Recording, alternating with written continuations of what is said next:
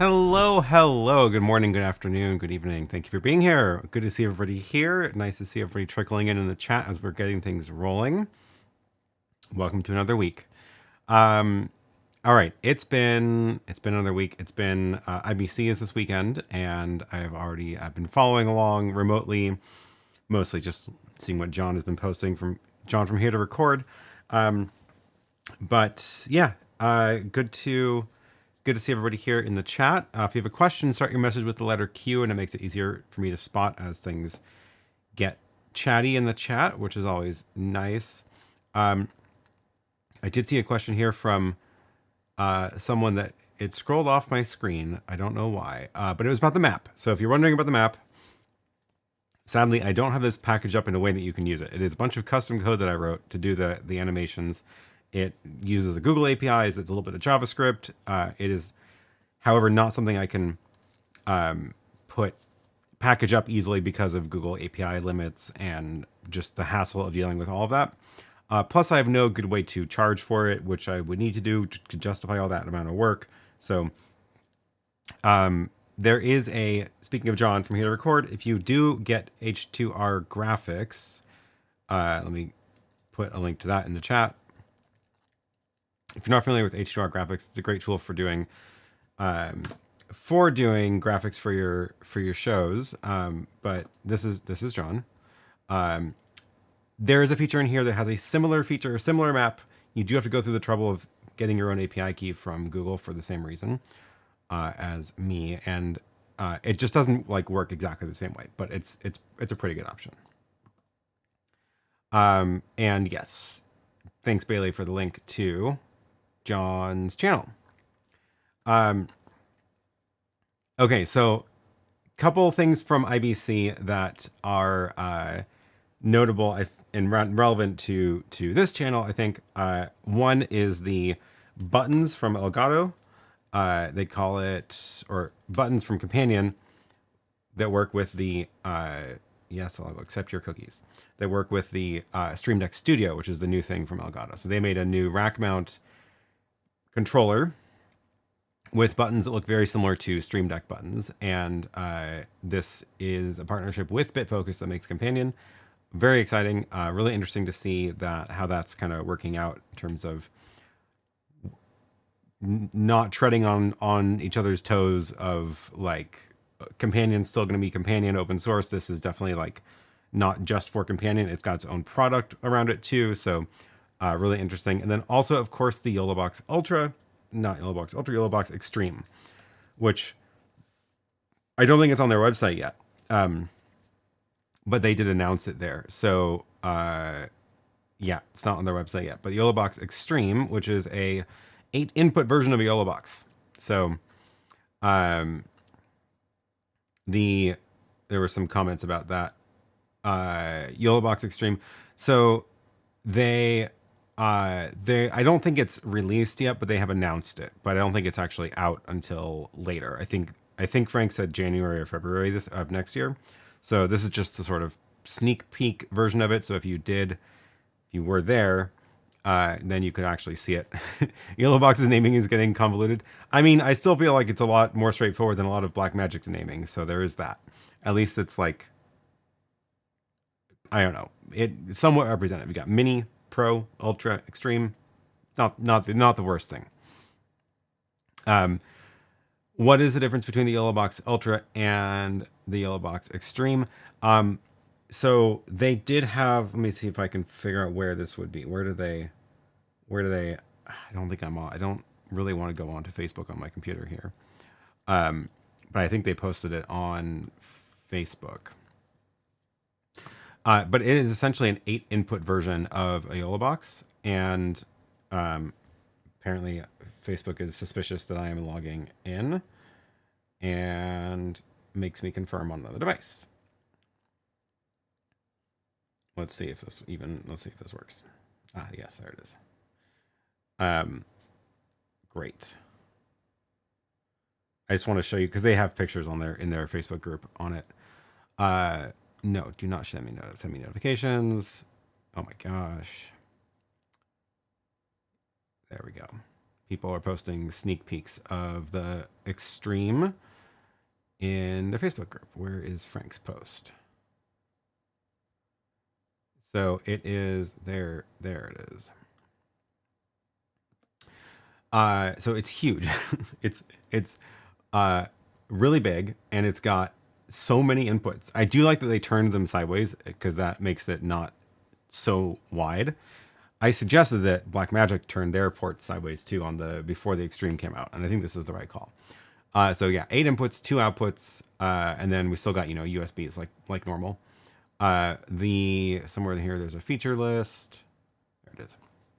So I think so they can do 4K 60 ISO recording, presumably, they claim. 2 HDMI outs, that's new. The Ultra only had 1. But yeah, 8 inputs is the big thing. And yeah, it is full 4K. So that's the theory. We'll see how it does. I still think that just adding more inputs does not actually solve most problems for people. And this kind of gets back to our brainstorming from last week of this little box that I need for feeding a projector, which we sketched out last week. A basic switcher with 2 inputs, 2 outputs, but works in very specific ways so that you can use it to feed a projector and then be able to switch between graphics, like a still shot or a computer and things like that, because most switchers don't have the ability to actually do this. So, and this is true with the new YOLObox Extreme also. The most switchers, the HDMI outputs are either the program out, which is just what you're streaming, or a multi-view of some sort. So like the multi-view of the ATEM or the GoStream, right? And that's only useful for monitoring what's going on as a producer, but oftentimes you want to feed a projector and send a copy of the slides that are coming into your switcher also. And a lot of switchers don't do that until you get up to the higher ends, like the higher ATEMs. And I think that's a big missing feature in a lot of the kind of smaller end switchers too, which is why I think this little dedicated box for it would be really useful. But also, like, if YOLObox is going to build a YOLObox Extreme with 8 inputs, give us an output that can be like a pass-through of one of the inputs, right? That would be so much more useful. They do need to release an updated Mini too. Although I think the processor in the Mini is the same as the Pro, but then the Ultra has the upgraded processor. So it would be cool to have a Mini that was updated. But I think, like, I don't just want the same feature set as the current Mini. I want to be able to do a little bit more with it. So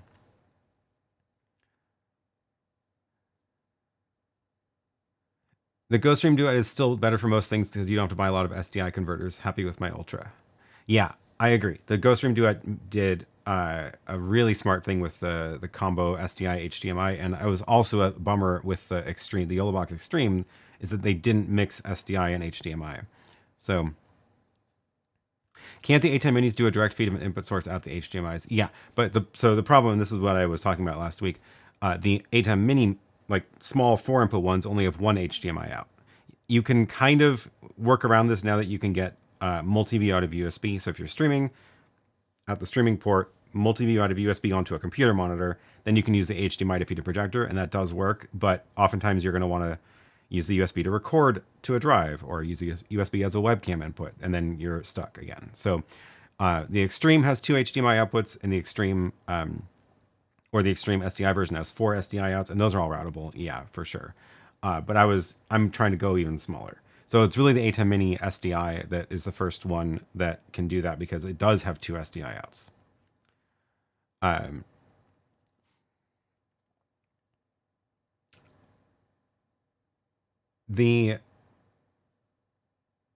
Oh yeah, follow-up from last week. Minimalist stream rig, self-contained and no computer, with a Pocket 3 and wireless mic. YOLObox Mini or question.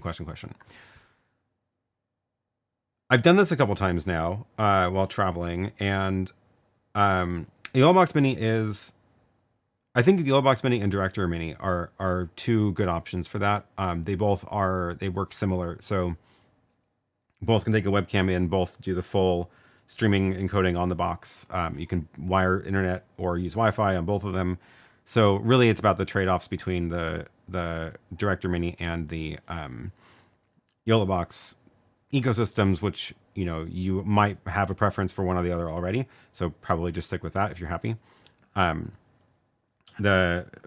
Functionally, I've had better luck with the web graphics in the Director Mini compared to the YOLO Box, even though it does have the web graphics feature. But then you've also got the other things like, being able to bring in and out more different sources. But if it's really just one camera, wireless mic, then I would do Pocket 3 with the DJI mic paired to the camera directly, not brought in separately. And then you just need that streaming encoder. So, is anybody else seeing buffering? So I decided today to do things a little bit differently. I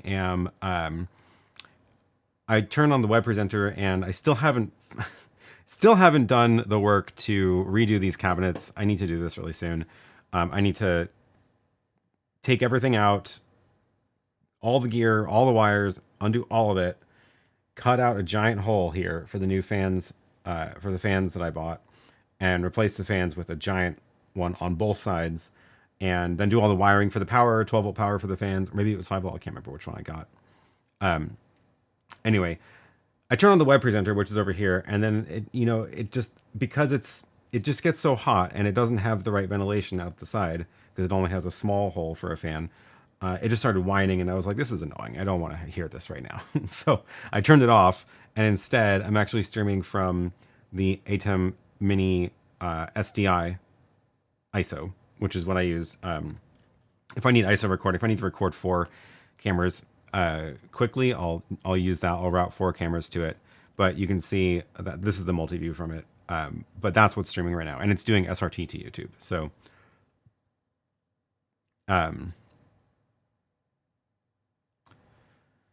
Gwen says, doesn't Pocket 3 not pass audio via USB? No, it definitely does. It definitely does. I've done that before.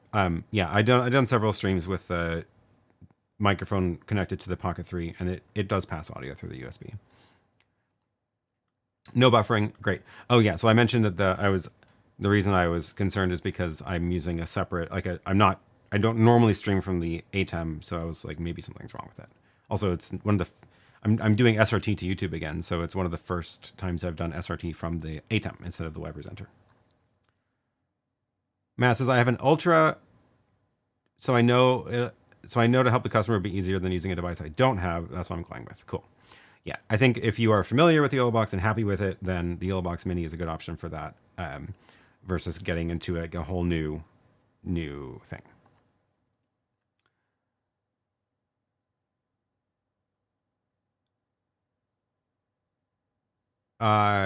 Frankie says, I suggest you put a 1U vent at the top of the rack. Well, I don't have enough room. That's the problem. The back of the rack is totally open, so it's not in the shot, which is why I didn't bother closing it. But the back is completely open. There's nothing back there. But all of these things vent this way, and they all have, they're all pushing their air this way. It's just that like this bottom one is pushing it into the side of this block, so then it goes up, and then there's just not enough airflow. So I just need to do it. It's a nice day today. Maybe I'll feel ambitious later today and want to go do a project, but it's like every time I go look at the back of these, I just see the immense number of wires that are connected, and I'm just going through the list in my head of like, okay, I have to label each one so I know where to put them back, because there's like 6 wires connected into each of the devices, and there's masses of cables coming out. So gosh, yeah. I've got a long list of projects for today, so we'll see how it goes. Oh, Gwen realized I was thinking about the DJI Mimo app. I believe the Pocket doesn't pass audio to that. That also sounds weird, but I don't know. I have not used the Mimo app.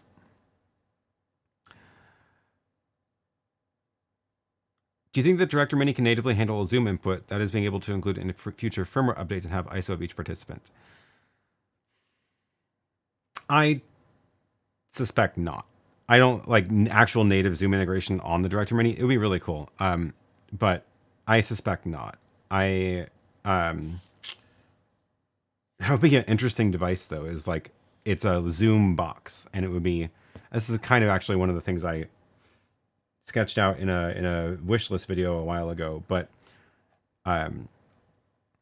yeah, a Zoom box would be cool, because like I can do this on my computer where I run Zoom ISO, which joins the meeting and then gives me outputs out the decklink card, and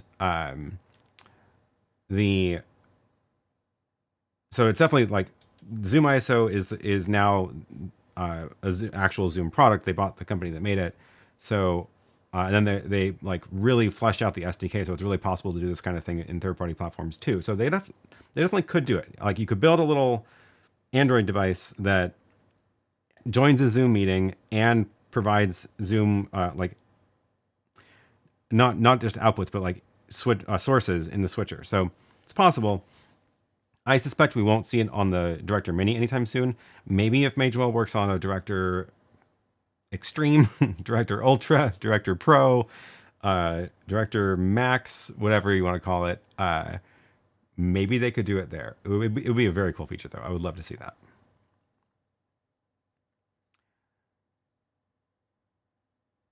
I wish I could fly over and spend the week helping out. One of my favorite things is going through and labeling and then reorganizing a rack and making it neat and tidy. Well, gosh, I need that.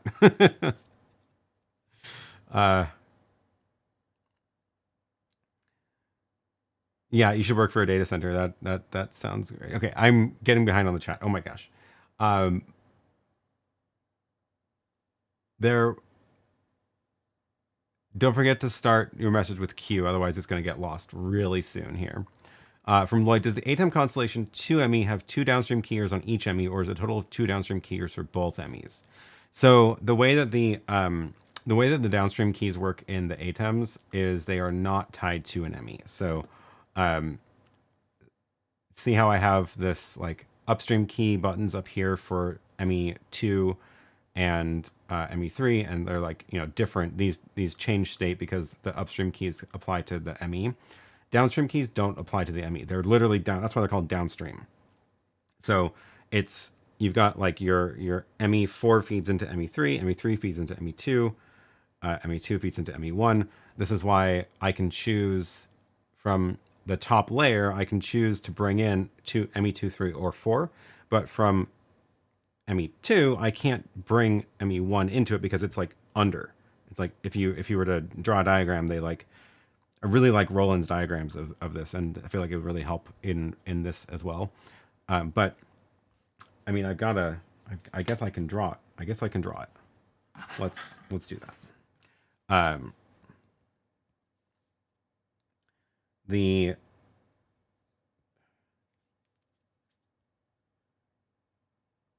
does this look? I should turn the page.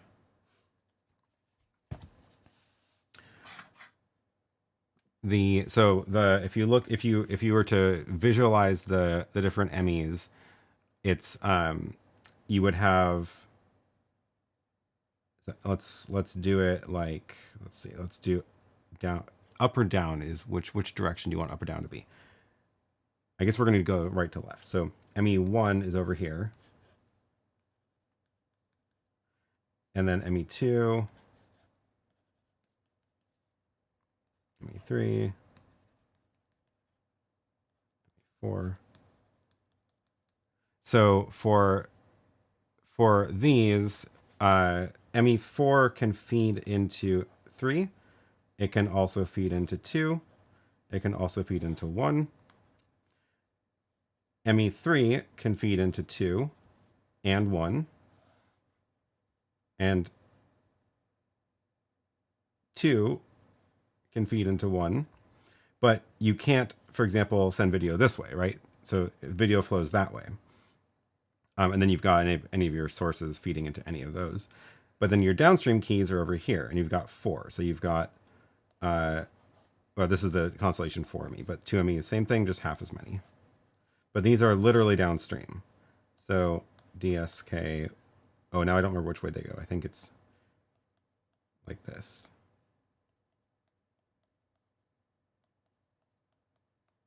So ME1 feeds into this, and then it goes like this. and then your final video is here. And this is the program. So this is like the pipeline. And then let's see, let's just do like, this is the sources. And they can go anywhere, right? So you can feed the sources into any of the MEs or even any of the downstream keys. So yeah, so the upstream keys apply into here. They're like, where would I put them? They would be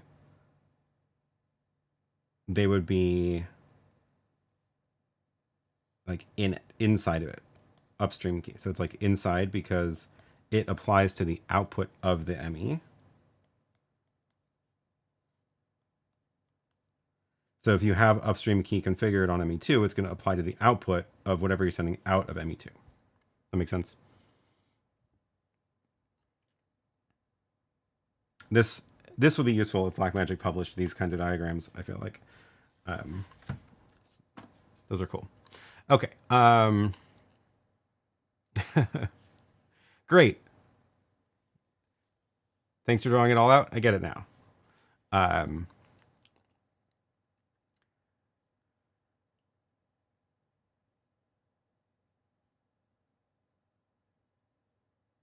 Sven is not a fan of the zoom in a box idea. Moments out of updates support next zoom update might brick it.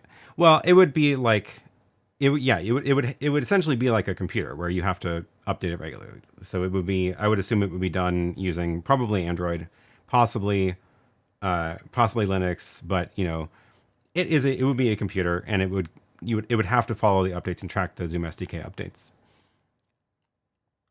I completely support the idea of a Zoom box, something that can output to HDMI or NDI. It would be cool to have that all in a little box.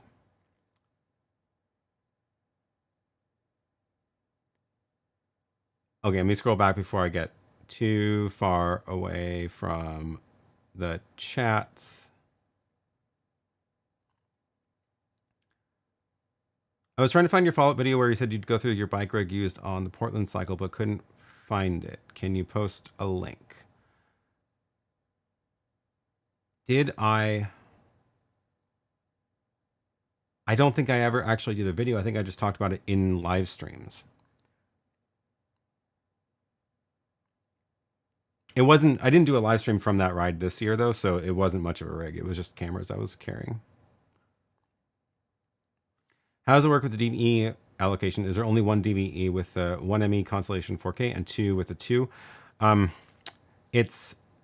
No. So it's more complicated, and I don't quite know.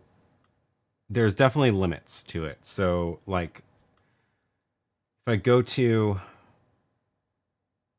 upstream key 4 on, I thought I could get to, there it is. So if I go to ME4 and do a DVE key 4, and then I also try to do it to ME or to upstream key 3, eventually it's going to say I don't have enough anymore, but it takes a while. So I can turn on, there we go. So now I can't click it. So I have 3 DVEs turned on there. Can I do it here now also? Yeah, that's it. So there's 3. Oh, I think one is, no, yeah, I don't have anything else turned on.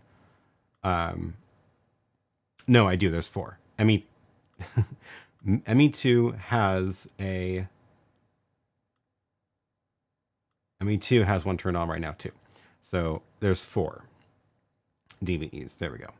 I can count. So now that I've turned that one off, this one should let me do it. Oops. Here, yeah. So now there's 4. So I can use them on any of the.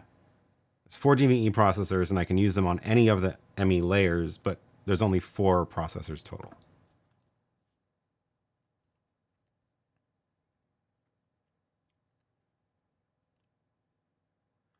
I see the GoStream M2 on the desk. How are you using it? So I was doing some experiments because I was, again, I'm trying to figure out how can I get this setup to work where I can feed the projector and change it between computer slides and like a break screen when using a switcher that doesn't have an aux assignable out.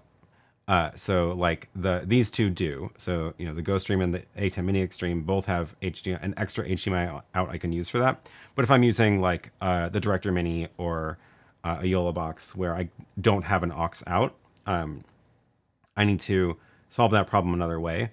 So one of the things I was trying was, can I use the GoStream M2 for that? Because this is essentially the cheapest 2-input switcher that you can get. Probably not. Actually, no, I think it is the cheapest, because all the other ones that are like HDMI switches don't do clean switch. They're like, it's like unplugging the cable, so you can't use it live. And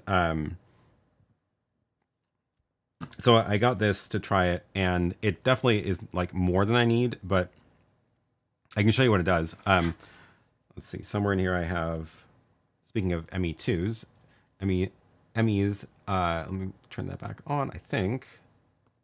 Yeah. So what I have here in the GoStream M2 is I have two video inputs coming into it. They're being played back from this this player over here, this little Micca. I have 2 videos coming into it, so I can change it between the 2 inputs, right? You can tap that to switch. So this would let me do break screen and computer slides, and it, you know, feeds 1 copy of it out. This has a bunch of features that I don't need, like it has these side-by-side layouts, so I can go between the side-by-side, or I can crop them in, which is kind of cool, or stack them and crop them. It also has like picture-in-picture layouts, and you can change how big you want that to be, but that's the end of it. That's it. That's the only options you get. You can choose which corner you want it to be on. So it's very limited in, you know, what kind of video processing it can do, but I could maybe see a reason to do this, to use it for this kind of thing. But mostly what I was planning on doing with it was just, you know, switching between these two. So that's why I got it. And then I also, yeah, so I think it's close, but I would need to add a splitter, of course, because I need to send the output one into the switcher and another one into the projector. So that's the downside there. And then what else? Yeah.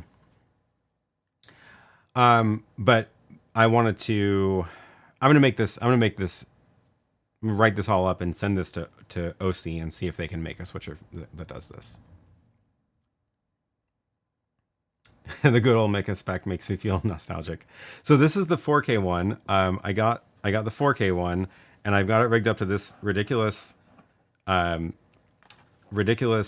rig, which I want to clean up somehow. But this is this little. I might either try to make it so that these things all stack nicely, or I'll just shove it all into the rack and hide it and just run breakouts to this. But what this is doing is, this is a 4K player. And so it's sending, you know, a 4K video signal out, and that's going into this splitter. I just got this. It showed up this morning. This is a 4K. It's a 4K splitter, but also scaler. This thing is like, it's so cheap, and it does exactly what I want, which is it takes the 4K in, it sends 1 copy 4K out into the video wall controller, which then breaks it out, because this is actually a grid. The video that's being played back is a grid. It looks like this. So it takes the 4K grid, splits it out into 4 individual HDMIs, and then I'm sending 2 of them into here. But then a second copy of it, of the whole grid, is actually going into the stream. So if I change what's in the upstream key, I can show you. There we go.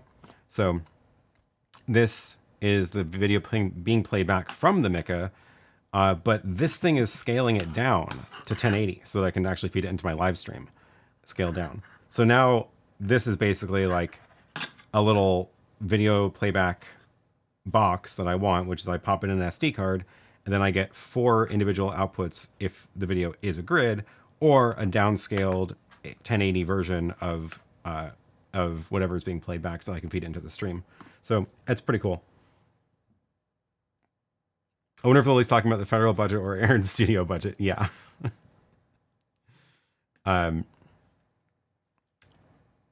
yeah, so the I can do this with a lot of expensive gear, but I wanted to see if I could do it with cheap gear, because like the HyperDeck monitor output will downscale already. So you know I could use the HyperDeck for this because it has 4K out and HD out already in it. And I would need to run it into a video wall controller. But I wanted to see, can I do this cheaper? So this thing is like $50. This thing was like $30, and the video wall controller was like $20. So it's pretty impressive that for under $100 you can do all that.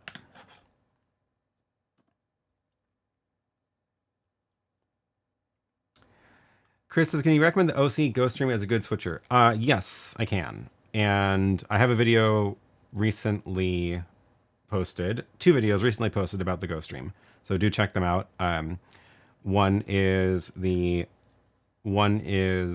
video going over like everything about the switcher, which is 40 minutes long. Apparently almost everything. Apparently I missed a feature. Full overview. And then the other one, which was just posted 5 days ago, is about specifically using the GoStream for conferences. So what I was talking about doing this kind of, you know, filming an event like this where it's a small room, a projector, one or 2 cameras, but you need to also feed the projector. So take a look at those, because those will give you a good sense of what it's like to actually use the switcher and set it up. The 40-minute long version is like me going through all the menus, so you can see everything about how it works in that.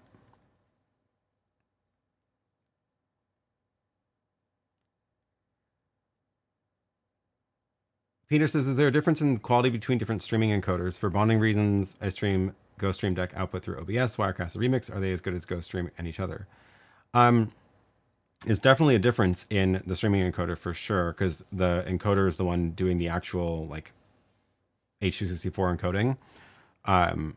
So the other, this doesn't apply to the GoStream, but the other thing to keep in mind is that if you're going through the webcam out, like the ATEM, for example, doesn't have the color space right on the webcam out, so it gets like more contrasty, which sometimes is not a problem, but it could be a problem for what you're doing. So that's another factor. But there's definitely differences in the different encoders, and like the different encoders will have different options also in terms of quality settings that you can select, and they will most importantly handle degraded internet connections totally differently. And this is one of the things that is often a problem with ATEMs and the ATEM Mini and the Web Presenter, which is if it doesn't have a solid internet connection, it will break down worse than other devices. So, yeah. Oh, Gwen, good tip. If you do go the switcher route, pay the extra to get the duet. If you can, you get a lot more for $100. Is it really only $100 different? It is worth it. I don't think it'll definitely future-proof you, because you get the SDI inputs, and I believe that one also includes the NDI license now. So, yeah.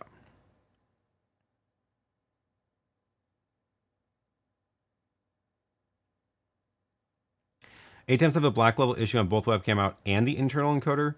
I mean, the streaming encoder does not have the issue with the black levels. But I don't know if there's a different issue you're talking about.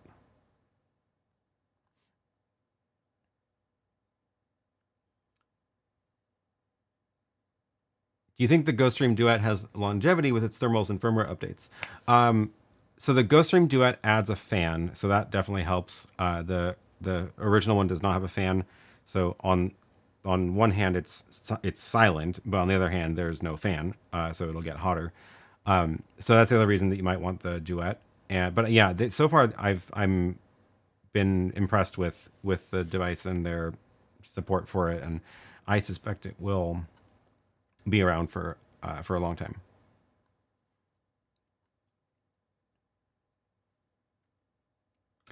Did I talk about the new 19-inch rack console with 32 keys and rotary dials that works with Companion? Didn't go into it yet. I just mentioned it at the beginning. this is really, really interesting. I was trying to click on Zoom. There we go. The new Stream Deck Studio from Elgato.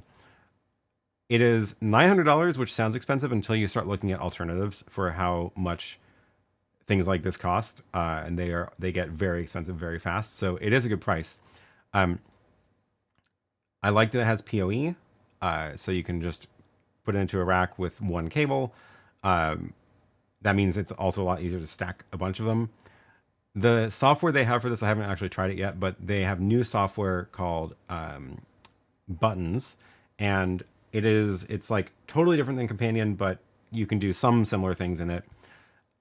But it is a subscription software, so it's also made for like different things. It's made for when you're gonna like install this somewhere and you want to like have access control on the admin page, and give different people different kinds of access and that kind of stuff. So it's definitely a different use than Companion, which is definitely like open source, no access control, just kind of, it's mostly meant for one person to use.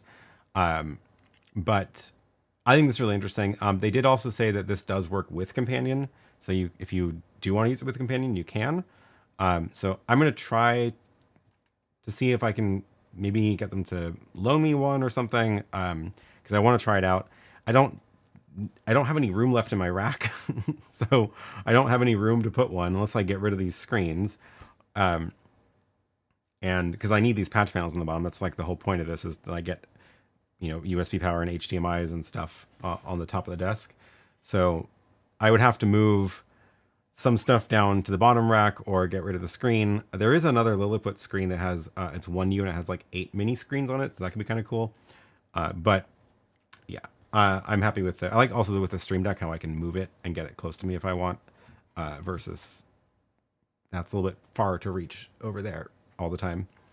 So I don't know if I'm not gonna probably install one in here, but hopefully I can try to get one to test.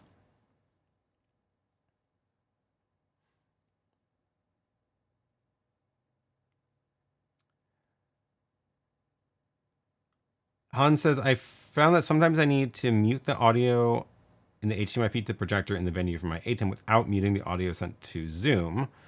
Is there a simple solution? Depends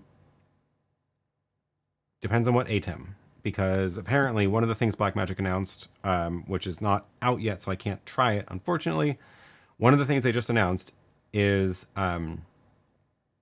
exactly this. So if you,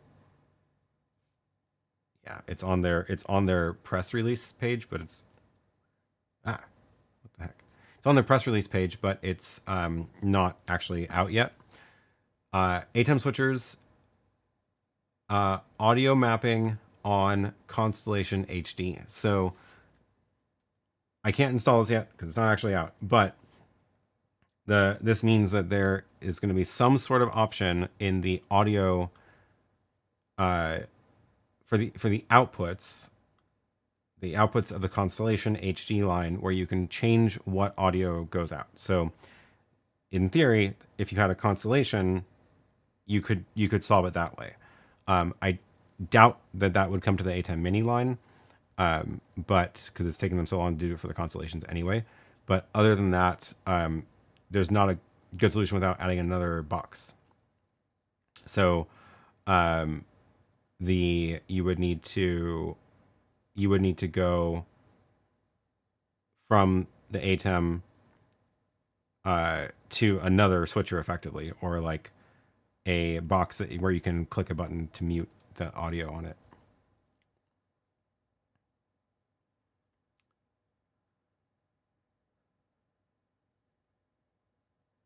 Kevin says, I'm not sure to understand Blackmagic's strategy with 2110. Does every Ethernet equipped camera will be able to send a 2110 signal, and as long as we've decoded, we are good? 2110 is definitely not for a casual user. It is meant for like TV stations, like broadcast facilities. It is not meant for casual users. The reason I say that is because in order to do it right, you have to really plan out your network, and you have to go 10 gig everywhere, and then actually plan out your things like uplinks between switches to make sure there's enough bandwidth to carry multiple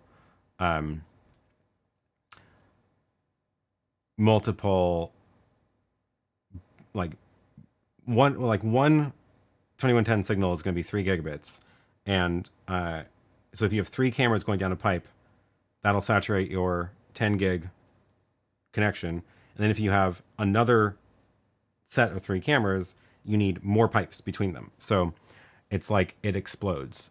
But yes, the idea is it is a way to not have to do routing with physical cables, because everything just can be on the network. So the theory is, assuming you've designed your network right, you can plug in a camera and then you can pull the video feed into anything without having to redo your wiring. So for situations where there's like tons of sources and you need really flexible routing, it can be a lot cheaper than doing all of that with hardware routing.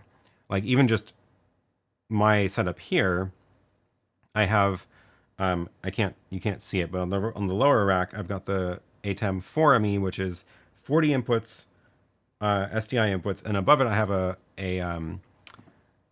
video hub, a SDI router, which is 20 inputs. And the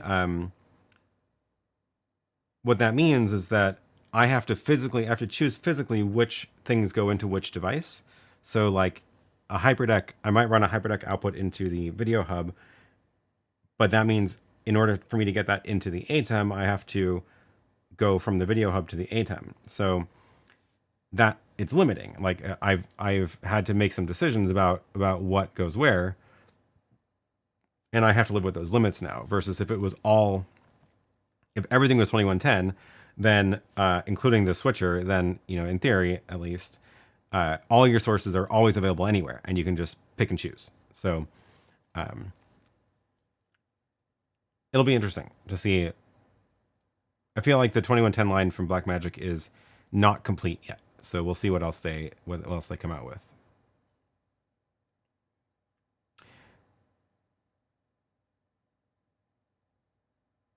I thought there was a way to edit the XML file on the Blackmagics to modify the audio routing. Not that I know of. Not that I know of. See any cool new tech announced at IBC? Yellowbox Extreme is cool. Yeah, the main things for me, I think I haven't looked around too much at people's videos, but the two things that seemed to catch my eye were the Yellowbox Extreme and the Elgato buttons, or Stream Deck Studio.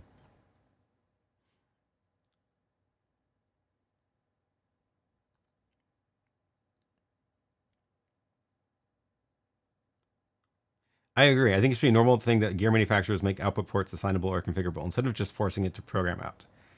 I agree. I agree. What happened to the Rode Mystery product?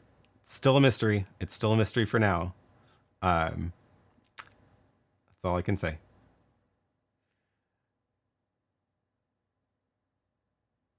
Any new hardware from Blackmagic and IBC? No ATEMs for sure. So I suspect we won't see any new hardware until NAB next year. But they did have like a new camera, and and some other higher end things. Let's see. They had a little press release section here with their news.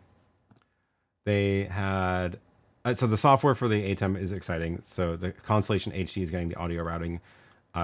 Visca control for PTZ cameras on all the Constellation models. People really like the multi-view borders. So there's that.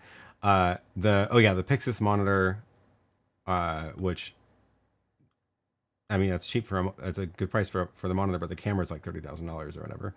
And they did do an update for Blackmagic camera for Android. So relatively small set of announcements. So I suspect we're going to get a lot in. Blackmagic camera on Android is new. I think they released the app a couple months ago, so it's not that old. But yeah. You can edit the XML on the hardware that supports it already. Oh yeah, so yeah, the Constellation 4K has had audio routing in it, but it's new on the HD line. So, and you can't edit the XML if the hardware doesn't support it. So you can't currently do it on the HD line at all. Hi from Toronto. Surprised to not see you at IBC. I thought about doing it. I just couldn't justify it this year, and I'm kind of glad. I think it would have just been very stressful. I just have way too much going on. I have like, I'm starting this week. I'm traveling every single week except for 1 week until the middle of November. So, yeah, I have 1 week of no travel. Thankfully, most of the travel is during the week, so I'll be here on the weekends. I'm not gone all the time, but I do have a couple of Sundays that I'll be doing remote streams. So expect to see me randomly pop up in some city somewhere and do a remote stream. So we'll see if it's going to be with the Director Mini or what I bring. We'll see.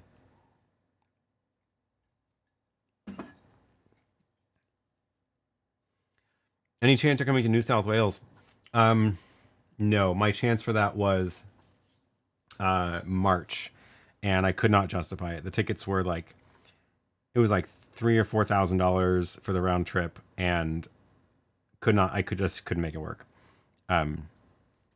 So sadly, no Australia trips for this year.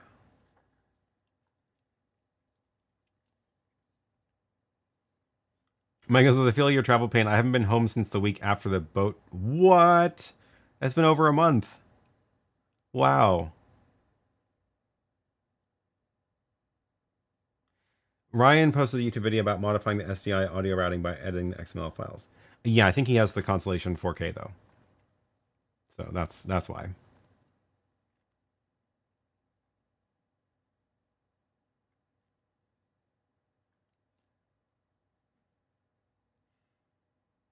Rode is teasing a new product. So they posted one thing on their Instagram, which I can share now, but it doesn't tell you much. It is, in fact, tells you nothing. But this is what it says. Creators, something big is coming. And it's just an animation of their logo. So there's not even the shape of a device to look at. So that's the teaser.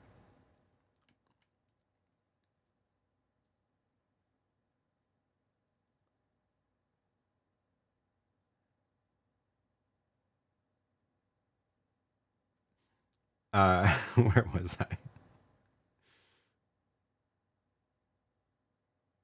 Video Buff says, for IRL mobile streaming, is using a 4G SIM a waste of time? For the Allbox Ultra has a 4G Slim. Is it viable to IRL stream with a single 4G SIM? I mean, it totally depends on where you are, because there are definitely plenty of cases where a 4G signal service is solid enough and that it is fine. So, yep. It totally depends on your coverage area, though. Oh, that's a teaser for the creator awards. Oh, you're right. Okay, well, I mean, they were vague enough in their teaser. The Road Creator Awards though it's definitely a cool thing. I need to enter that. Speaking of, let me see if I can find it. If you consider yourself a creator, then you should also enter this. They're giving away a ton of prizes, and there's a bunch of different categories to enter in. So if you create content in any of these kind of categories, you should go submit into this. 2 awards per category. One is judged by Rode, and the other is judged by the community. So lots of chances to enter. October 1st is the deadline to submit those. So coming up fast.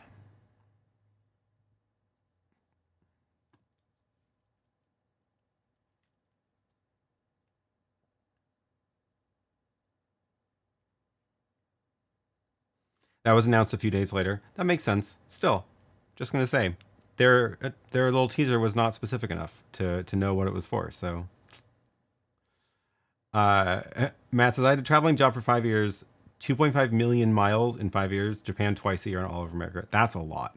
I did 200,000 miles in a year, and I thought that was a lot, but gosh. I feel like I've been traveling a lot this year, and I have not even hit the second tier status yet on the airline, and I am offended because I feel like I've been traveling a lot. But then I looked at my calendar and I realized, actually, yeah, I guess there's been multiple months where I did not have a trip, which is unusual for me. So I guess it's fine. I guess I don't need airline status. I just will get by with my mid tier status. I was just updating my calendar here. The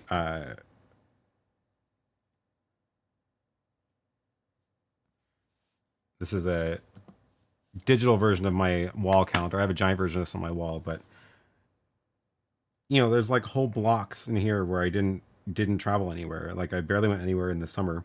It's kind of weird that it's also like the first part of every month is no travel, and then I go places at the end of the month. But this is my absolutely bananas schedule coming up. Also, I can't believe it was January that I went and visited Rode in LA so long ago.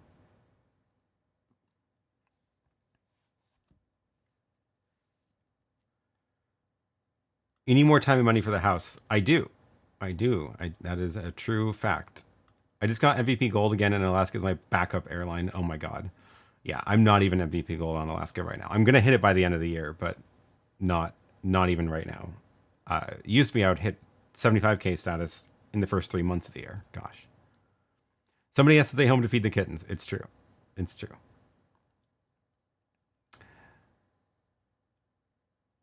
Do you have to be using Rode equipment to enter? I don't remember I think it's like, let's see.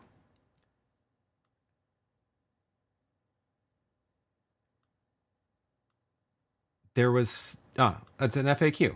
Aha, you do. Okay. It is, in fact, a requirement. Oh, wow. You have to provide the serial number of your product. Okay.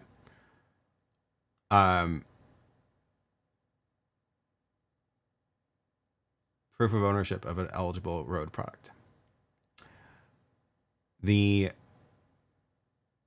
a long list.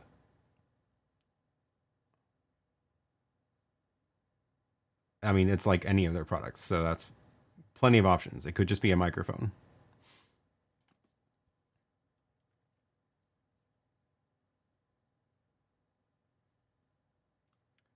Nils says I've flown 0 miles since 1997. I mean, that's impressive. My Resolve replay panel arrived, but I'm not home to try it out. Well, that's frustrating.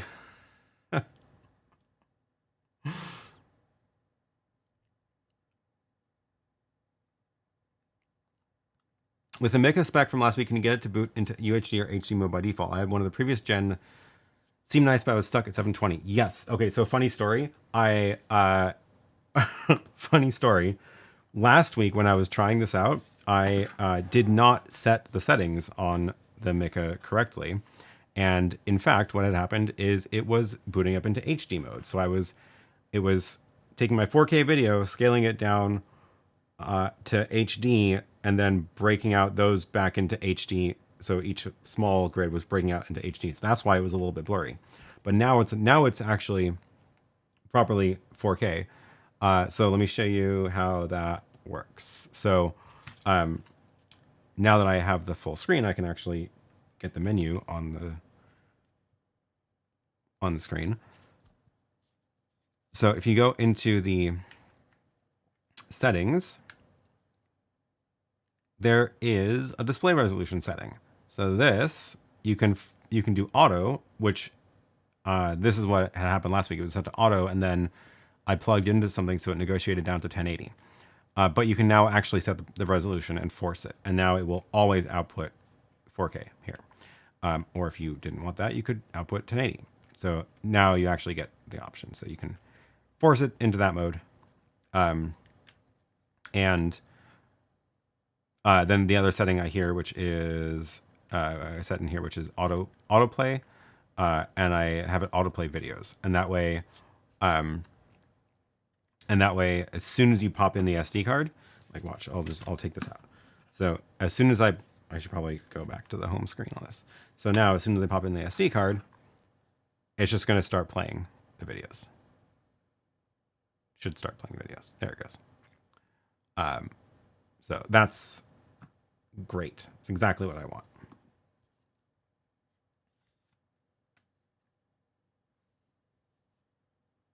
The serial number is quite specific for entry. There's John. Good to see you here. I was watching your live stream this morning from IBC. That was a lot of fun. Do you have a recommendation for a media player that could loop PowerPoint presentations? I need something that can run for weeks unattended. So I've tried to do this with an iPad before, actually an iPod. It's kind of cool. You can, even on like the old iPod Touch, you can run Keynote on this, and then it can just loop a presentation, and it works pretty well. So I'd like saved it into my iCloud. You just boot this up, opened up the Keynote file.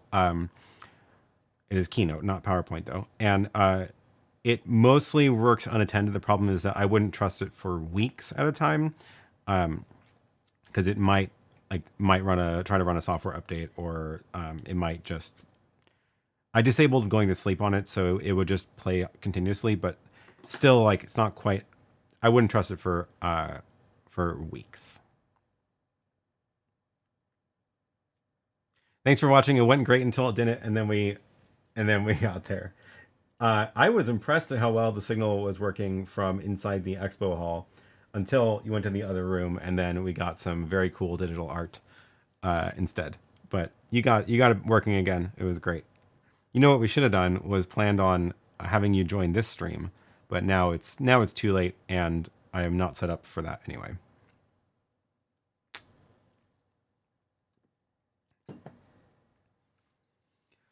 Oh, Andrew has a good tip. I would suggest export to PNG sequence and then put it into a digital signage player. I agree with that assessment. I think any solution that's based on a computer or iPad I would not trust it to run for weeks unattended. So yeah, actually the Micca, these things can do image sequences too. So like if we go back to the menu, there's, if I go to the autoplay section, you can also have it set to autoplay photos. I don't have any photos on the SD card, but that you could do that instead. And that way, you just pop in the SD card and then it'll just start looping the photos. So that might be a better option than PowerPoint if you actually need it to run for weeks, because these things are solid and they're just going to work. I've been very impressed with this little box.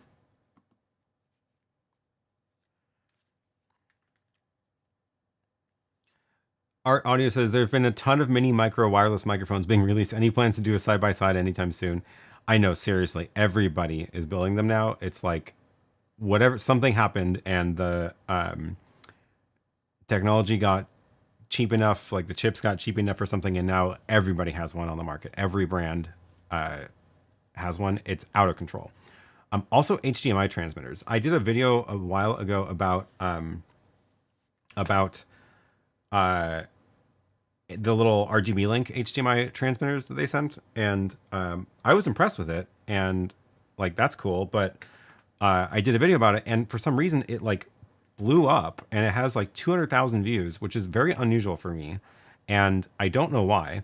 Also, weirdly, the demographics on that video are way older people than my normal videos, which again, I don't understand why. But the that video, because it has 200,000 views, every company that makes wireless HDMI transmitters emails me and says, hey, we want you to make a video about our wireless HDMI transmitter. And I'm like, I like I can't guarantee you're going to get views like that if I make a video about your product. Also, I don't know what I would say about it either, because like, does it work? Cool. I did a bunch of tests on the RGB Link one. I guess I could do the same tests. I just don't think it's going to be very interesting. Maybe what I should do is go email all of them back and say, yes, send me your wireless HDMI transmitter, and then get a giant pile of them here, and then just go through them all one by one. It's gonna be a really long video though, so I don't know. It sounds like a lot of work to test all those. And they're not gonna pay me for it, so. But yeah, same with microphones. I don't have a video that's blown up about wireless microphones, so I'm not getting all the companies throwing them at me, but I agree, there's so many to choose from. Also, they're probably all fine. Like, I suspect they're using a lot of the same chips internally anyway. So they're probably actually a lot more similar than they want you to think. But yeah. Bullhorn says, would the Micca start playing after a power loss, like when the power comes back on? Oh, good question. Let's actually find out. We can try it. So I'm just going to pull the power and then see what happens when it comes back on. Let's see. Dun, dun, dun. Taking a couple seconds. It's not exactly fast to boot up.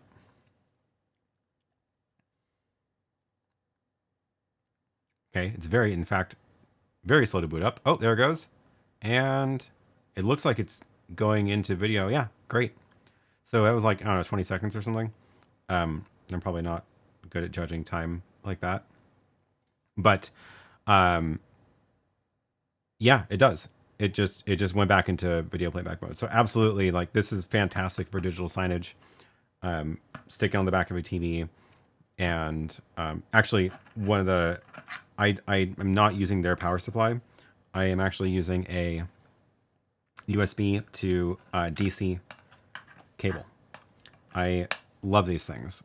It is a USB port on one side and a DC barrel jack on the other side. And this thing runs off 5 volts, so you can just plug it into a regular USB power source. You don't even need USB-C or power delivery. So it's very cool.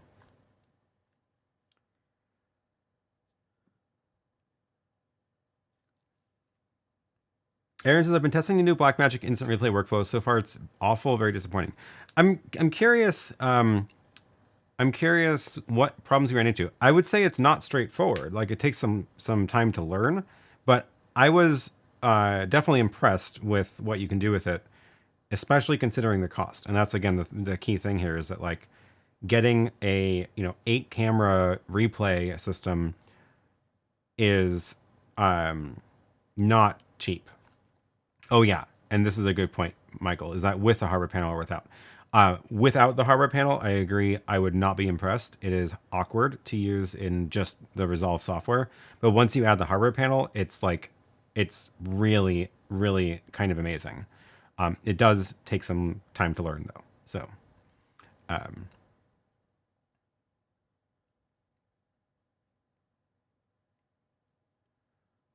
Gwen says, I feel like a lot of tech, mini mics, video transmitters is fine for general consumer use, but the little details can make a big difference when you do this sort of stuff for work. So this is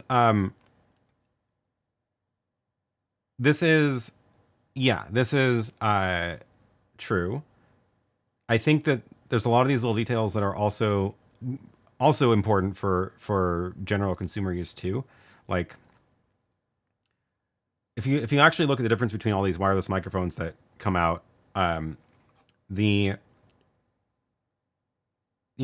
quality is going to be similar unless there's a really, really bad one. But then they'll be like, does it have internal recording, or what's the pairing process like? Is there a button to mute or not? How does it charge? Do you have to plug in cables into each of the transmitters, or do they have a charging case? Like, those kinds of things actually can make a bigger difference than other things about the microphones. So vMix replay is drastically better and much cheaper. Interesting. Well, you should make a video comparing the two. I would absolutely watch that, and I'm sure a lot of other people would too. I am gonna try to get a Blackmagic panel in soon, but I don't know what I'm gonna do between all my travel, so I can actually do a video about it. But maybe I'll try to get a vMix replay test out as well.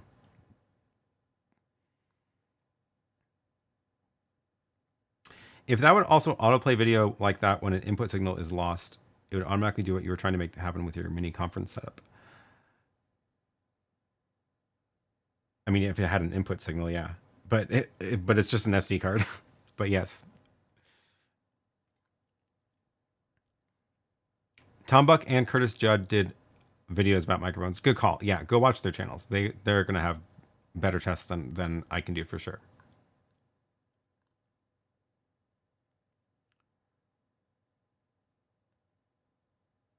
Planning to edit out the art after dinner, so now is the last chance to see it. Oh, gotta go watch John's live stream to see the fun digital art.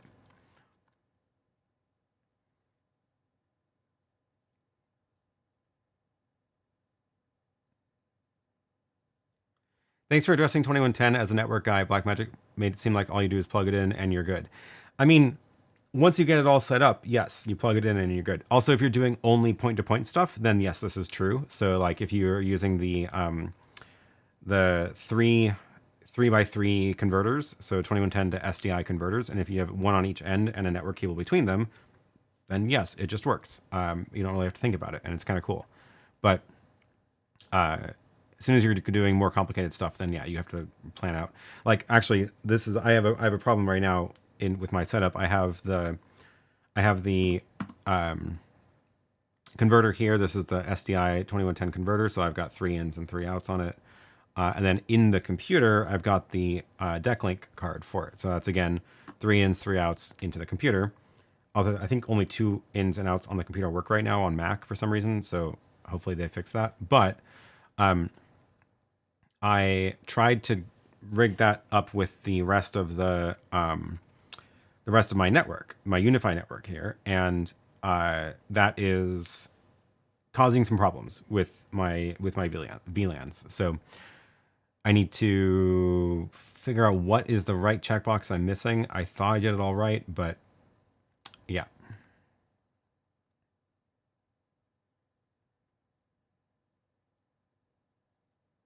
Speaking of Tom Buck, he just had 150K subscribers. Wow, that's so cool. That's great. Michael says, I think there's a massive pros cons list comparing vMix Replay and Resolve, coming from someone who's both in production. Maybe we can make a video together since you've used them a ton, and since you're in town sometimes. Having the footage immediately available on a network drive is a huge addition to Replay. I totally agree. Yeah.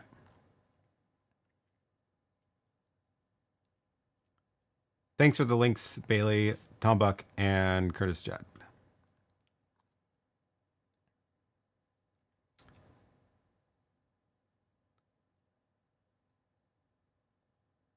Sadly, we're off season now. So this is actually one of the reasons I've been this is one of the reasons I've been working on this weird little rig.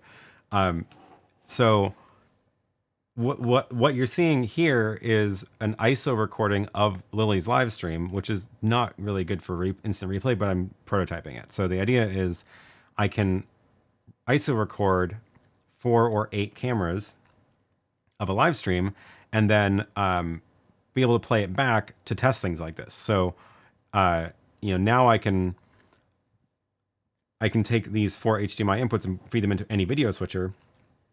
I only have 2 connected right now, but the other 2 are right here. I can feed them into a video switcher, and then I can simulate switching a live stream. So what I would love to do is record some actual event, like sports or something where there's actual action, and then ISO record that, bring it into this little rig, and then I can actually test instant replay workflows because I can have this playing as if it were live and do live switching and do replays. So that's what I'm maybe we can try to find a event that's willing to have their footage be used as test footage.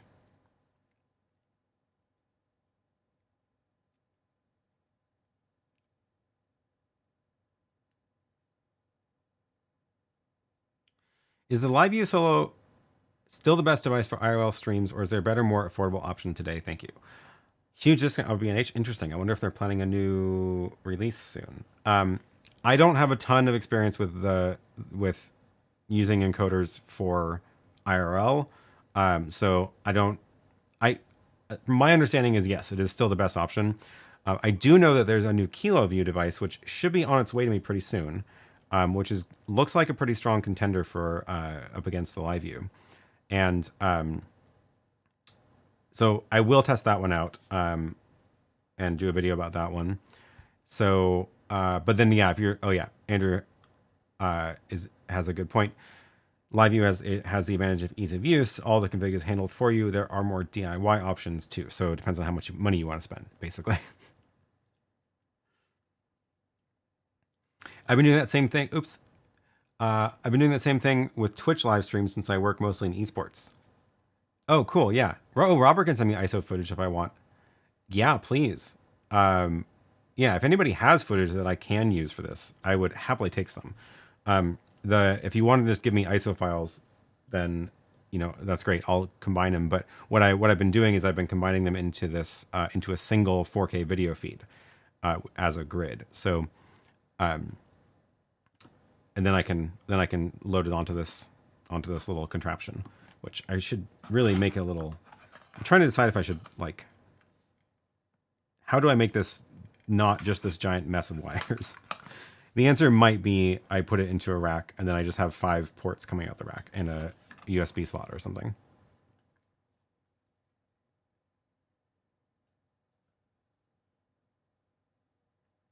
I have some NASCAR footage I got from Fox Sports, but sadly NASCAR footage is copyright by NASCAR. Yeah, that's what I mean. Is that I need to make sure that it's okay to reuse the footage.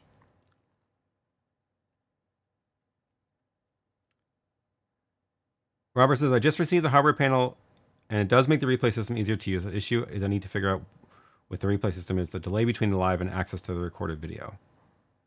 Yeah. Now, if I remember right, there was yeah, I can't remember how it works now. Because I was just, my only experience with it has been messing around with Resolve myself using the software, which is not the best, not the easiest to use. And then the demo at NAB, which has now been 6 months. So, gosh. Michael has literal terabytes of archival ISO footage from track. I mean, if that's fair game, yeah. The fact that the deck link cards aren't supported for Resolve replay is what really kills it. Are you sure? I thought that's what they used. What did I use? Oh, was it just the Ultra Studio? Right. Now I remember. Yeah, there's a feature that it relies on is it needs dual, so it needs the key fill, and then it also needs the feature that lets Resolve mute the audio on the output, which is only it came out in the Ultra Studio 4K, but I think not the small one. And that's why it doesn't work on the deck links. I remember that now. 3D print a new PK1 product, the Super ISO file player. Yeah. Gotta board my flight now. See ya. Have a good flight. Good to see you here. For IRL, would you rather a 5G mobile router or LTE mobile router? I find 5G has really low upload speeds in my end of Canada. Totally depends on where you are. Yeah, I mean, if that's what you find, then do LTE. We have good 5G here in Portland, so my phone's on 5G all the time and it's super fast. But totally depends on where you are.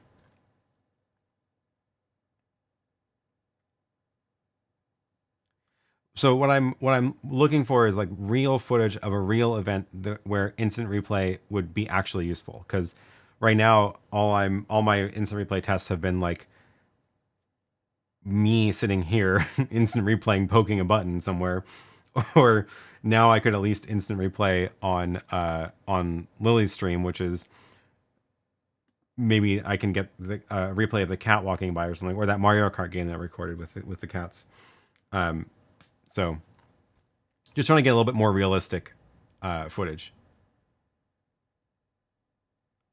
Only Ultra Studio Mini 4K, straight from the black. Yeah, okay.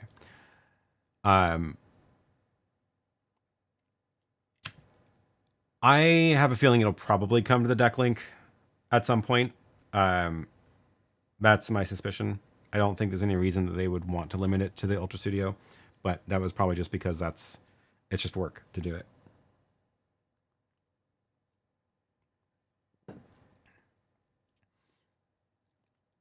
Am I aware of the 24/7 Zoom meeting by Guy Cochran Mimo Live that has 8 sources to ISO out? No, I'm not aware of that. I have not heard of that. Could I 3D print a little enclosure for it?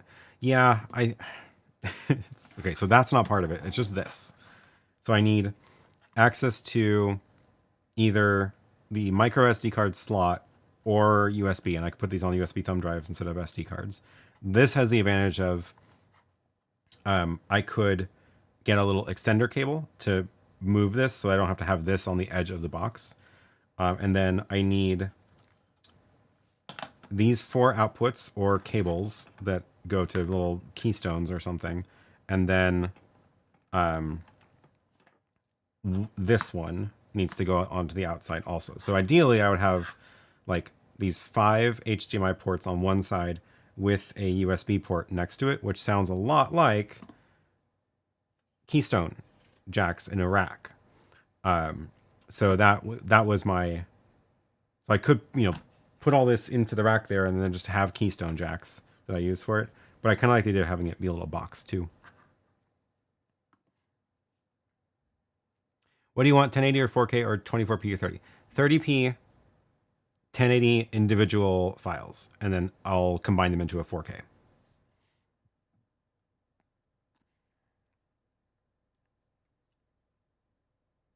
And make sure that you own the rights to the footage and it's not somebody else. Do I use a stock footage service? Maybe there's longer sports clips you can download. No, nobody has this. Nobody has like hour-long sports games in stock footage websites. Do you want some drone footage, 1080 or 30? So yeah, 30p, 1080 individually. I'm really looking for the ISO for like a sport, like an event with multiple cameras in sync, so I can simulate live switching and replay. So I don't think I need drone footage for that, but you can use any political event or debate or town hall. I could download C-SPAN videos, you're right, but they don't provide ISO videos, so I don't need it to be literally an hour long, but I need it to be more than like 30 seconds. Like the point is to be able to feed it into a switcher and then just have content to actually live switch as if it were real. So, I want to see somebody score a goal and then like do a replay of it so I can actually test replay. They keep calling it a replay, but it's a real-time editor for live. The move to real instant replay has yet to be done. Right now, instant replay is mainly done with dedicated VMix machines. I don't know. The replay workflow that they were showing is pretty solid for replay. What if you use one of the individual keystone panels and make a 3D printed enclosure to support that? Oh, that's a good point. I need 6 ports, and these little things are blocks of 6 in my little keystone patch. Well, I could make something that this snaps into, and then I already have enough HDMIs.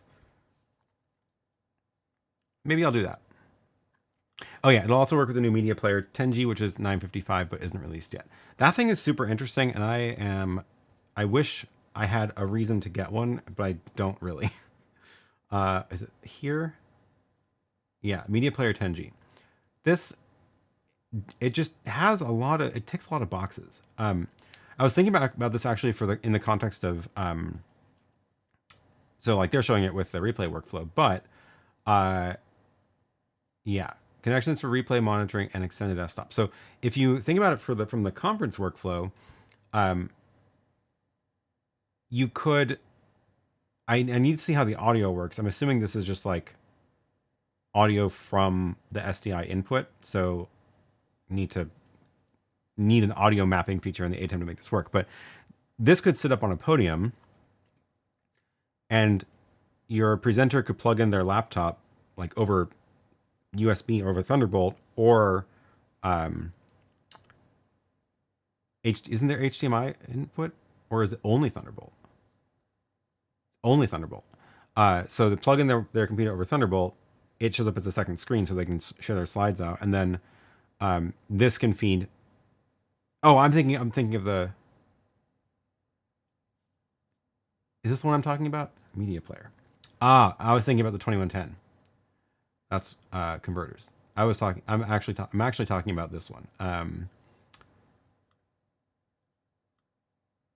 2110 presentation converter. There we go. This is what I'm talking about. Yeah, this one has HDMI in. So you can plug in your laptop over HDMI or Thunderbolt, and then it does SDI out, so you can feed a screen. But this is also 2110, which means everything can go over one cable. So I could plug this in. I could have one cable going from the rack to the podium. This lives on the podium, and this could even feed your PA in the room, and microphones can be plugged into this. So all your cabling is like away, and you don't have to run a bunch of long cables, and it all goes over one cable to the video booth over IP2110, which would be really cool.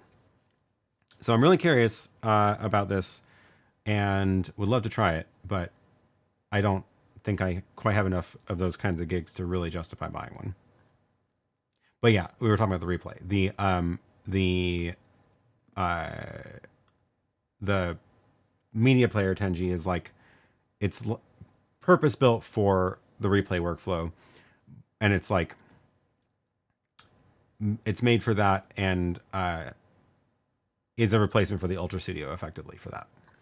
So yeah, they have the, oh yeah, and it's 12G SDI, 12G SDI fill and key, and it does more than you need for the replay, but it is definitely made for that.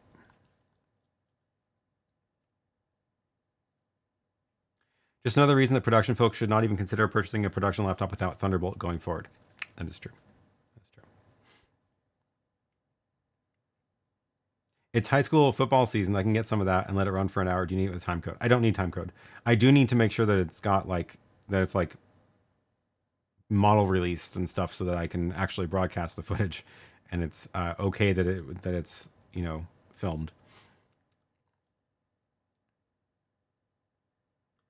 Happy Sunday. I have live streamed events with the GH5 and G85, but I want more dynamic shots with smooth zoom. I wonder if there's any good value camcorder, or can BTZs stack up? My concern is low light.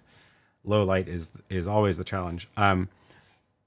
There's definitely good camcorders. I would say it's probably cheaper to get a good camcorder than a good PTZ camera, especially for low light. You know who has done more videos about camcorders is Doug Johnson.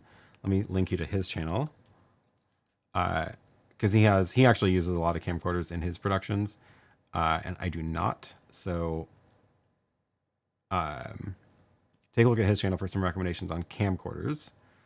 Oh, Zcam just announced a great PTZ. I didn't see that one. Good call.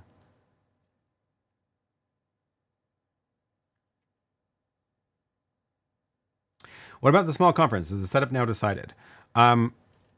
So far, the contender for this conference is the GoStream, OSEE GoStream, because it does let me do everything I need, which is 2 cameras in, and one can be SDI if I want to run a SDI cable to there.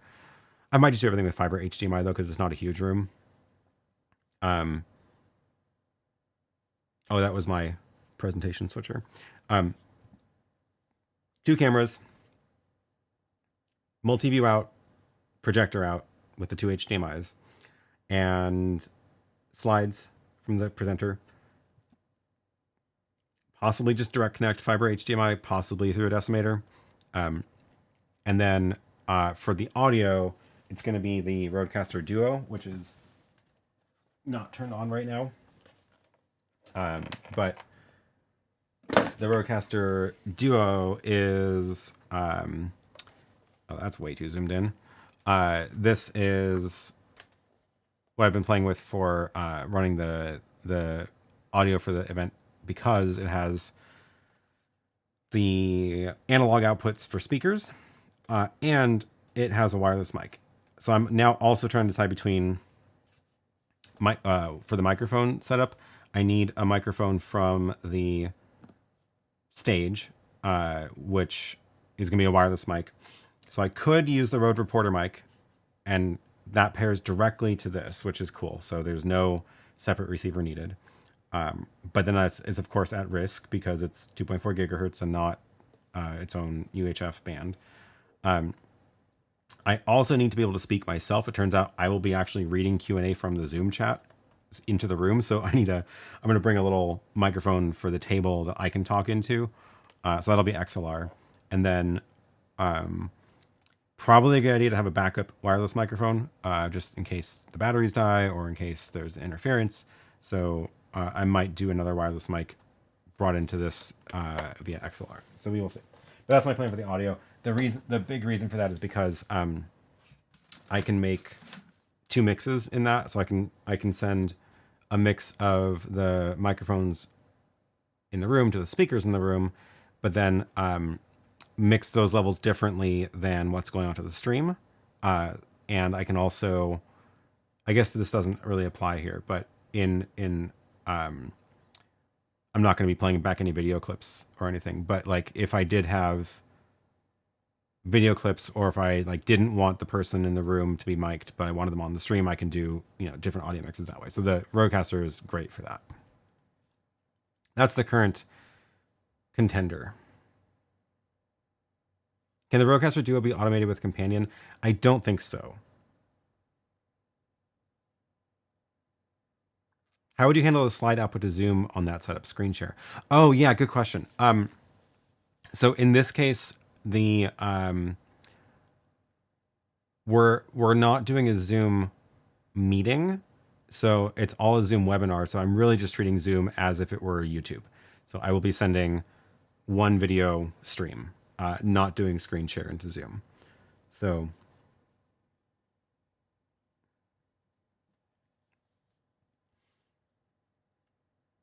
last question about what about audio? Because high school football doesn't have much other than people cheering. That's fine. Totally fine. Yeah. Basically, I'm looking for like, what's the most raw source that you would get if you were actually doing a live event? Like, I just don't do high school football filming, so I'm never like out somewhere where I can collect that footage. But yeah.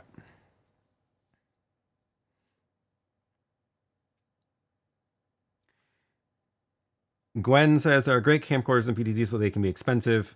Canon 605 camcorder around 4,500. Canon N500 PTZ around 5,000. Great options from other brands. Yeah. That would risk a resolution issue in Zoom. Even with Zoom Business and 1080p, slides may get washed out a bit. Yeah, I'm going to...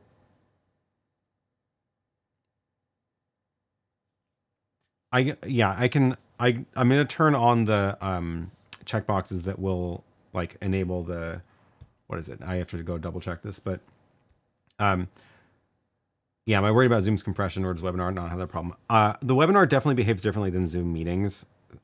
So I will test it ahead of time, but I don't think it's going to be a problem.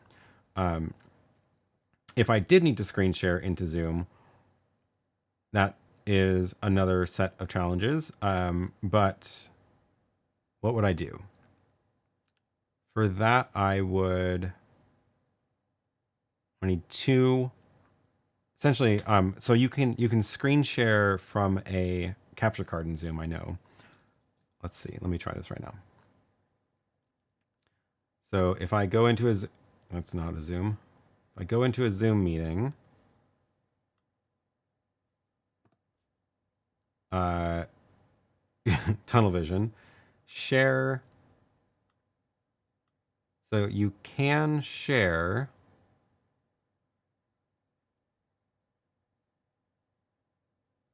second camera. That's what I'm looking for. There we go.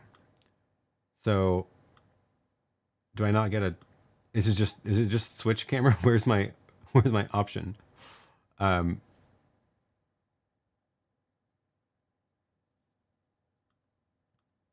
need share screen. I thought there was like a selector, but it's just iterating. It's just like going through all my my phone at some point turned into a camera. Somewhere there is a, huh. Why don't I have, I'm looking for this. The problem is I have so many cameras on this computer. Cameras. Because like all the deck links and stuff show up. But yeah, what I could do is I could plug in a second, what I'm trying to do is plug in a second capture card and use that as a screen share, which Zoom does support. I just don't know why I can't get to that menu from here. That's so weird. This is the OBS virtual cam. Yeah, huh. But yeah, so essentially it just means I don't need a second capture card. So actually,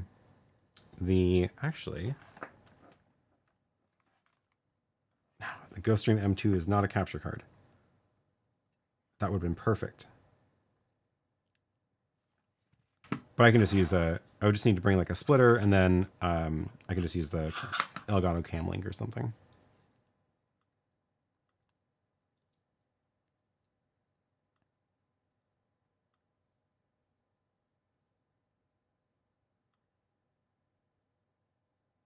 You'll also have fun with the Rodecaster Duo audio to go into the duet. You'll need to come out with a headphone out. Yes, I actually tested this and it was fine. But I took the headphone out with, that's what this little cable was. This is my weird, apparently I don't have the right cable. So what I did was headphone out, 1/4 inch headphone out of the Rodecaster to dual 1/4 inch, and then dual 1/4 inch to 1/8 inch.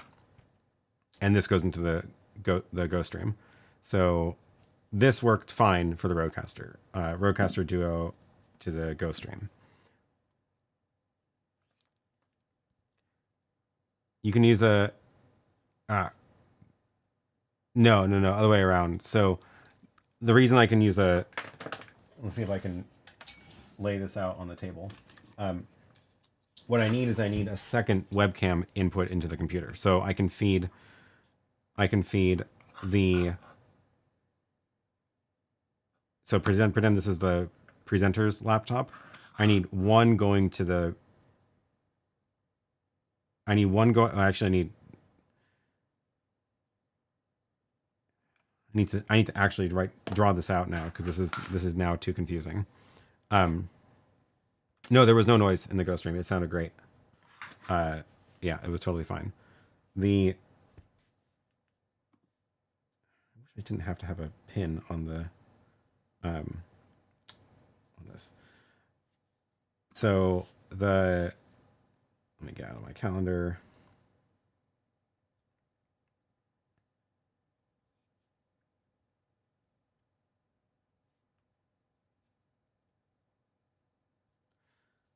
So we have the GoStream.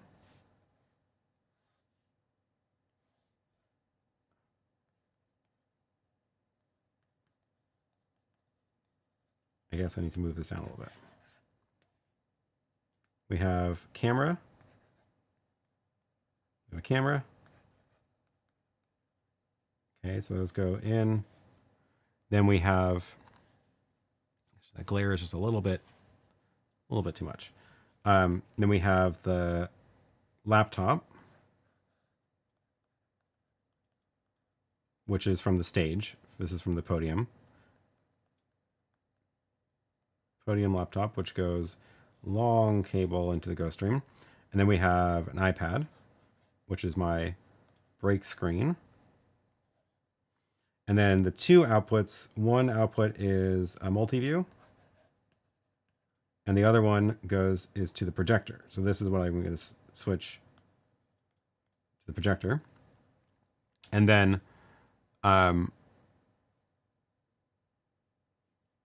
over here, I have my Zoom laptop.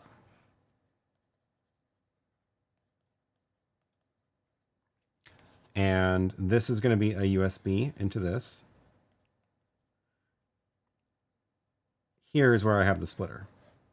So this is going to be HDMI split. One is going to go to the projector. And the other one is going to go into Camlink.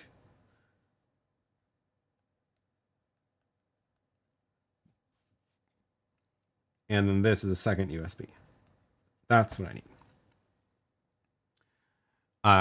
So this is the USB from the GoStream. This is the USB to the cam link, and this is HDMI in from a splitter because I need the GoStream's second output in two places, one to the projector and one back into the computer. And then I can zoom screen share the cam link and zoom video the program, which I guess would just be the camera switching then.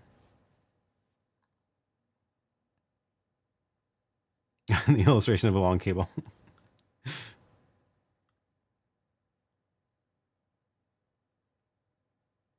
This is an advantage of the YOLO box. You're right.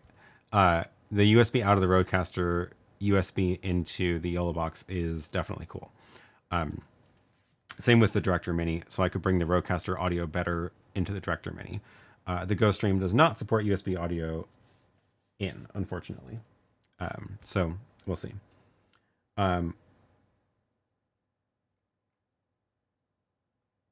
If I'm doing it this way, this is an interesting wrinkle, because if I have to bring in two USBs into the Zoom laptop, then maybe I don't need this to be the GoStream, and it could be something else. So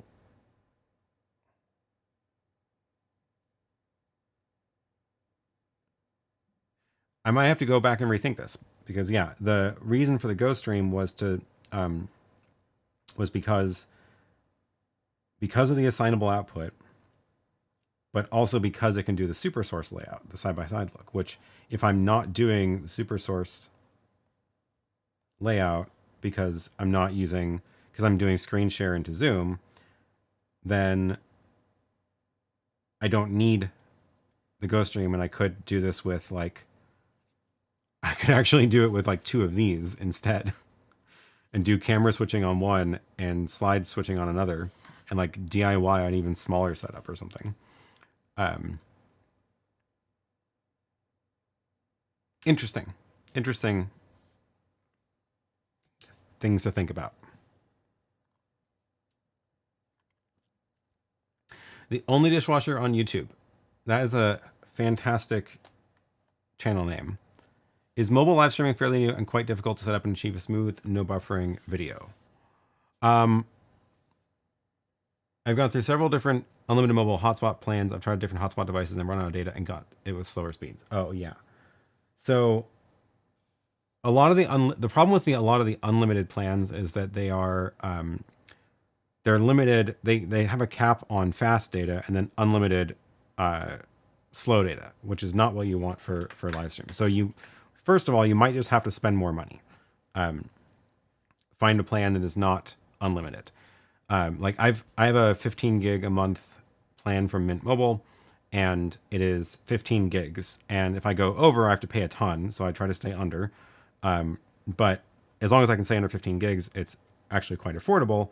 And it is actually full speed for the full 15 gigs. And that is actually enough to do some live streams, not 24/7 for sure. But so that's one thing. The unlimited plans often have that weird, yeah, it's unlimited, but they throttle you down once you hit 15 or 20 gigs or something. The other thing is to look for is devices that will bond multiple connections together, and they're not going to be cheap. That's often a different add-on device or plan, but yeah. So that's the other thing to look at, because then that can handle the case where one carrier might have a dead zone somewhere that the other one is fine for. So, but I have a feeling that you're running into that weird little glitch with the feature of unlimited plans. Yes, navigating mobile data plans is a bachelor's degree in and of itself. It'd be funny if we eventually came to the conclusion that the best device for this is the old ATEM TV Studio HD. I mean, that thing is pretty solid in my opinion. It's just the real killer for it is it doesn't have the scalers on the inputs, so you have to do all your scaling.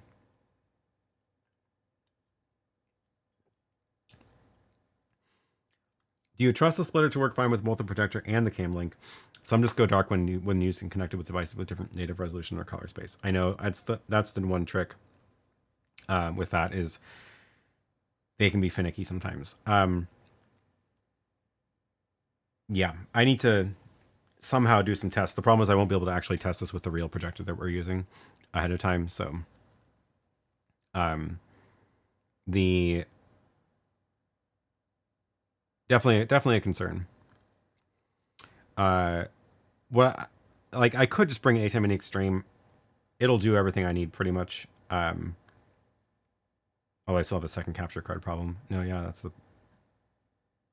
with a actually the Constellation 2ME is a pretty solid option for this too, if I don't mind going SDI everywhere, but now you got to go through all the converters, blah blah blah.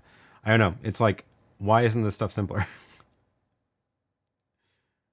I now have unlimited high-speed data with no data caps or throttling, a GoPro 13 and a Netgear Nighthawk. Do I use the dual band 2.5 plus 5?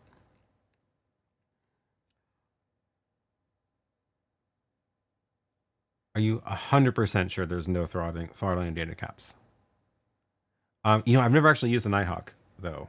I'm sure somebody else here has, though. Michael has. True, I could solve some of the projector issues with a decimator. For two M2s DIY build versus duet, think about operating two M2s versus one duet of gear at the event. I try to minimize how many things I need to operate to minimize heat of the moment mistakes. True. I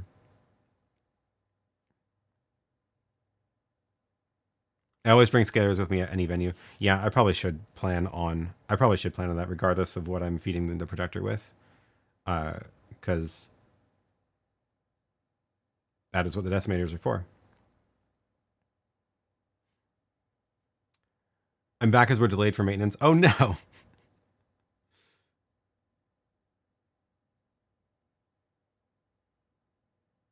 I ordered a home internet setup, put it in my backpack along with a portable battery, including an antenna. People said it looks like a bomb in a backpack. I believe it.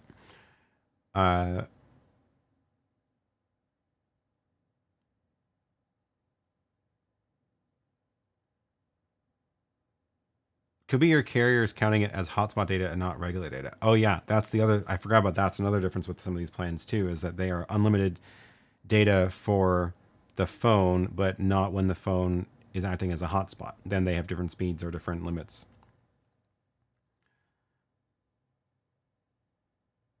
What other compact light mobile hotspots or devices on the market? So LiveView is one of them. We were talking about that earlier here. It's not cheap, but it is like gonna do it all for you. KiloView has an option that's relatively small. It's on its way to me, so I don't have it here to show you yet. That one, you have to run their server software on your own, like server infrastructure to do the bonding. What are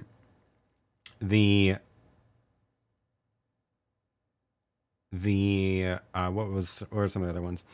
So, oh yeah, so the Director Mini and the YOLOBox Mini both have, you can pop in a SIM card, but they can also take a Wi-Fi, so you can do some level of, it's not the same kind of bonding as like the LiveView, but some level of bonding. So if you have a Wi-Fi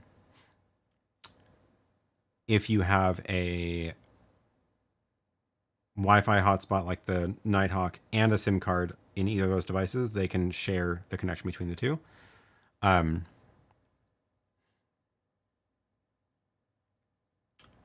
Aaron says, I love my MoFi cellular routers. No bonding, but every other feature is very robust.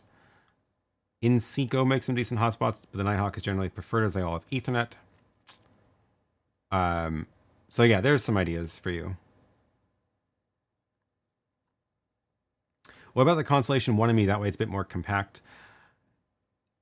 For this, in the version where I have to bring two webcams into the computer, it would be fine. The huge limit with the Constellation 1ME is that there's no super source. But for that version of it, it might actually be fine. No, I don't own one, so I have to buy one, which I don't really want to do. But that is it's a thought. I was also trying to avoid going and building out a whole nother rack, because I actually gave my 4U portable rack to Michael last year when I moved. This one. Constellation 1ME. I like, it's the size of the TV Studio HE. It's basically its replacement, but there's no super source in it, which is so, why do they do that? But one of the nice things is that it gives you 6 SDI outs. So I can feed a projector, I can feed 2, or I guess it has a webcam. So I could feed 1 into a capture card. It has a separate multi-view. Like it's solid, you know, it's got a lot of ins and outs. So that's nice. But, I mean, it's definitely like it'll solve the problem. I was just trying to do it even smaller and cheaper.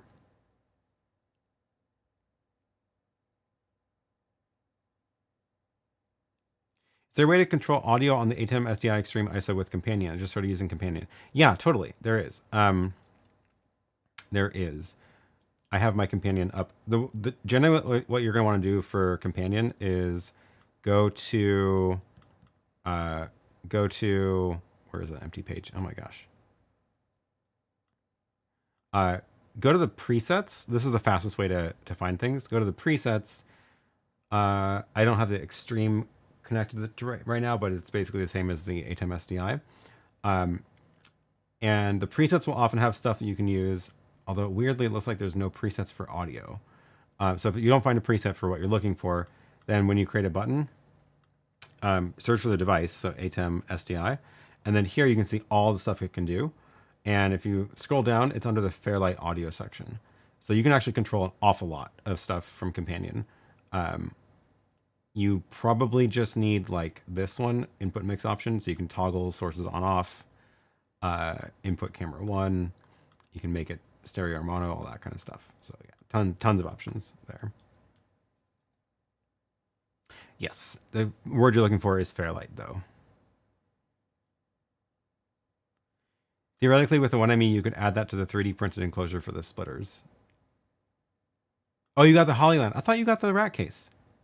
Oh, no. I left the rat case outside the building and someone just picked it up. That's what I was thinking of. It was just the empty case for you, shell. You took my Hollyland switcher and some of my cables, though. Does anybody make 4x4 decimator-like devices? If I'm going to spend $500 for 4 converters anywhere, you think someone would have made the 4-in, 4-out converters? You would think so, and I have not found anything like the decimator in 4x4. Yeah, I agree.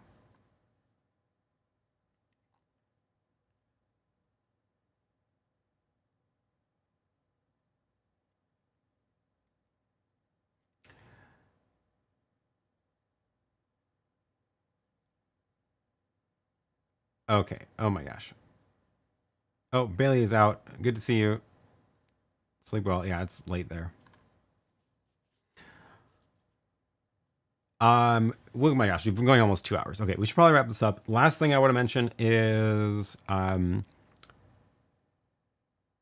little bit of planning for Lily's stream tomorrow. So Lily is doing her stream remotely tomorrow because she's on a work trip and won't be in a place with good cell service on Tuesday. So instead of her Tuesday stream, probably gonna do it tomorrow.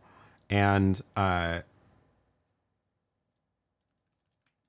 that is going to be remote. So I'm going to basically have her join her studio remotely and do the live switching remotely. So I think what I'm going to do is I haven't decided if I'm going to do it down here or upstairs yet. Here I have Zoom ISO already set up and got the deck link cards and all that. So I think I'm just going to have her join via Zoom because it's like the safest way to get someone. Also, she has no equipment with her other than audio equipment. So she's going to be on a phone. My thought was to have her do this all via Zoom and use her phone camera, share it to her computer. So, you know, with the, what do they call it? They, Let me go back into Zoom. It's the feature that is where you can select your phone as a camera. What do they call it? I forgot what Apple calls it. They have some funny name for it. But my thought was have her take her phone, put it on a stand somewhere, choose her phone as a camera, and then just join a Zoom meeting here, and then I can just bring her into the stream that way. So she will have she has a USB audio interface, so she'll be able to get good audio with a good microphone.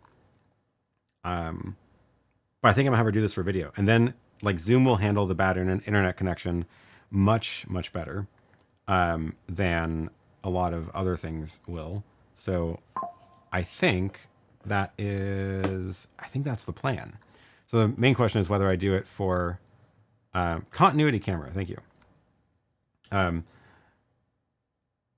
The question is, do I do it down here, or do I bring a laptop with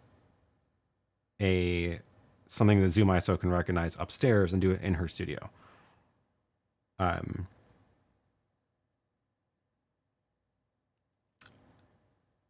Maybe I could actually do it. Maybe I could, scheming some interesting thoughts. That could work. I can't talk about that yet though.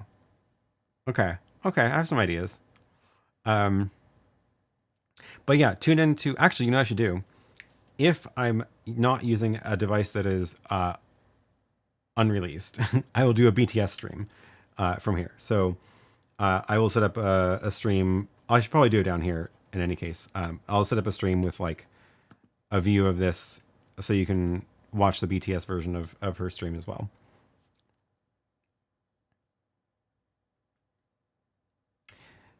Zoom ISO to de-zoomify for YouTube streaming. Yeah, I think it just seems like the safest way to get her remote camera in without with an unreliable connection. So because and the opposite direction too. So she'll be able to see the multi-view, or at least program, so she knows if she's on air and things like that.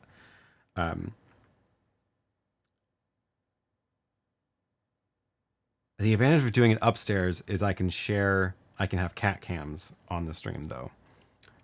We'll see. In any case, I will do members only stream of the behind the scenes version of whatever happens tomorrow. So if you are a channel member, you should see it pop up when I do the members stream. Okay, it's been like 2 hours. I think we're gonna wrap this up. Good discussions today. Lots of fun stuff. Thank you, Augustine from India. Like your videos. Your videos are so informative. I appreciate it. We're gonna wrap this up. I'm gonna decide about whether I am going to